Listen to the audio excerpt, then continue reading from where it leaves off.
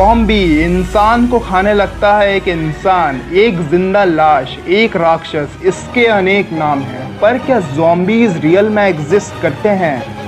क्या हो अगर ये दुनिया के किसी कोने में छुपे हुए हों? क्या होगा अगर ये एग्जिस्ट करते हों? क्या होगा अगर ये हमारे सामने आ जाएं तो?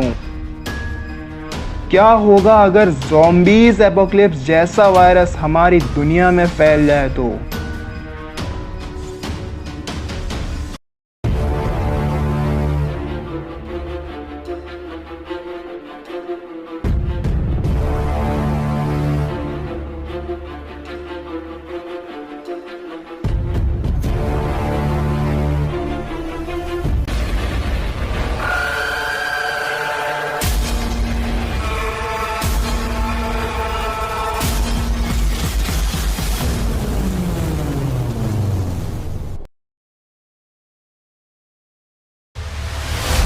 दोस्तों, आपने ज़ॉम्बीज का नाम तो सुना ही होगा और बॉलीवुड हॉलीवुड मूवीज के अंदर देखा होगा कि कुछ अजीब किस्म के इंसान जो वायरस से इन्फेक्टेड हो चुके हैं या ऐसा कहें कि मरकर जिंदा हो चुके हैं और वो दूसरे पे हमला करते हैं और उसके बाद दूसरे इंसान भी ज़ॉम्बीज में बदल जाते हैं।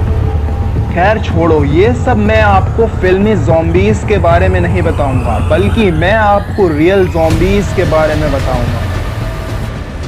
क्या ज़ॉम्बीज़ रियल में एग्जिस्ट करते हैं या ज़ॉम्बीज़ जैसा कोई वायरस हमारी दुनिया में आने वाला है? ये सच जानने के लिए आपको ये वीडियो पूरी देखनी होगी।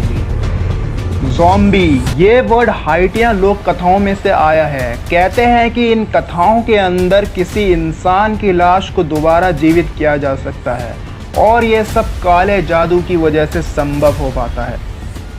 पर इन सब बातों से ज़ॉम्बी वायरस से क्या रिश्ता है? तो सुनो, इन सब के पीछे एक वायरस है जिससे हम अंदाज़ा लगा सकते हैं कि हम आने वाले कुछ सालों में ज़ॉम्बी बन जाएंगे और उस वायरस का नाम है ओफियोकोर्डिसिस यूनिलैटरलिसिस। ये एक तरीके का फंगस है जिसे 1859 में ब्रिटिश नेचुरलिस्ट अल्फ्रेड रसेल वालेंस ने खोजा था। ये वायरस कोई इंसान नहीं बल्कि चींटियों पे असर करता है। ये सबसे खतरनाक बल्कि पूरी दुनिया का सबसे खतरनाक माइंड कंट्रोलिंग वायरस है और इसे कॉमनली ज़ॉम्बी फंगस के नाम से भी जाना जाता है। दोस्तों, ये बात तो हमको पता है कि चींटियां खाने की तलाश में झुंड बनाकर चलती हैं और जब उन्हें खाना मिल जाता है तो वो खाने के छोटे छोटे पार्ट करके ले जाती हैं और इसी के चलते अगर कोई चींटी अनजाने में कोई फंगस का पार्ट ले ले तो वो चींटी ज़ॉम्बी वायरस का शिकार हो जाती है। असल में ये वायरस जब किसी चींटी के बॉडी में चला जाता है तो वो अपने आप को मल्टीप्लाई करने लगता है और फिर उस चींटी के बॉडी के साथ साथ उसके ब्रेन को हैक कर लेता है और फिर ये फंगस उस चींटी के ब्रेन को कंट्रोल करने लगता है और उससे ऐसे ऐसे काम करवाने लगता है जिससे वो चींटी अपना दम तोड़ देती है। फिर यह वायरस बाहर निकलकर अपने आसपास के और चींटियों को संक्रमित करने लगता है। इसका मतलब ये है कि अभी कुछ प्रूफ नहीं हुआ है कि ज़ॉम्बी वायरस चींटियों के अलावा इंसान और अदर ऑर्गेनिजम्स को अफेक्ट करेगा, लेकिन ज़्यादा खुश होने की ज़रूरत नहीं क्योंकि इस बात का भी कोई प्रूफ नहीं है कि हमें ज़ॉम्बी फंगस अफेक्ट नहीं करेगा। और यही डर साइंटिस्ट लोगों के मन में है कि अगर ज़ॉम्बी एपोकलिप्स आ गया तो क्या होगा। तो क्या मिस्टर फैक्ट ने ज़ॉम्बी वायरस चींटियों के साथ साथ बड़े जानवरों को भी हो सकता है? जी हाँ मेरे डियर सब्सक्राइबर्स, ऐसा हो सकता नहीं, ऐसा हो चुका है।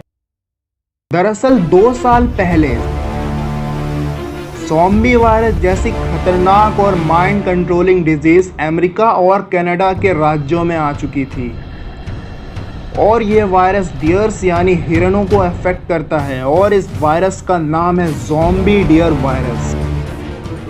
अमेरिका में हिरणों में ज़ॉम्बी डियर वायरस तेज़ी से फैल रहा था। America agency centres for diseases control and prevention के मुताबिक यहाँ के 24 राज्यों और कनाडा के 2 राज्यों में ये बीमारी फैल चुकी थी।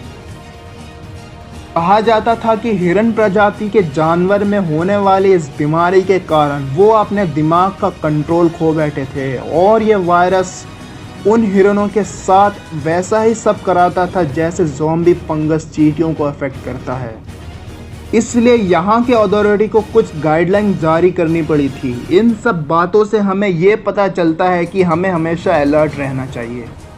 इस दुनिया में ऐसे ऐसे वायरस बन रहे हैं और इवॉल्व हो रहे हैं, और कब ऐसा वायरस बन जाए जो इंसानों के दिमाग पे कंट्रोल करने में सक्षम हो जाए, तब क्या होगा हम अंदाज़ा भी नहीं लगा सकते।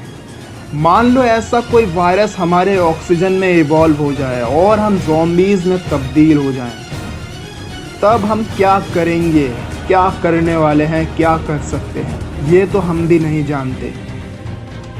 वो अपने ही फैमिली मेम्बर्स को काट रहा है, उसके चेहरे के एक्सप्रेशन कैसे होंगे, वो कैसा दिखता है, अनबिलीवेबल। हम एक ज़िंदा लाश की तरह बन जाएंगे, हमें अपने आप पे कोई कंट्रोल नहीं होगा और फिर ये पूरी दुनिया एक वीरान बन जाएगी। इसलिए कहते हैं कि हमें हमेशा अलर्ट रहना चाहिए, चाहे वो कोरोना वायरस जैसा खतरनाक वायरस ही क्यों ना हो। So be alert and be prepared always।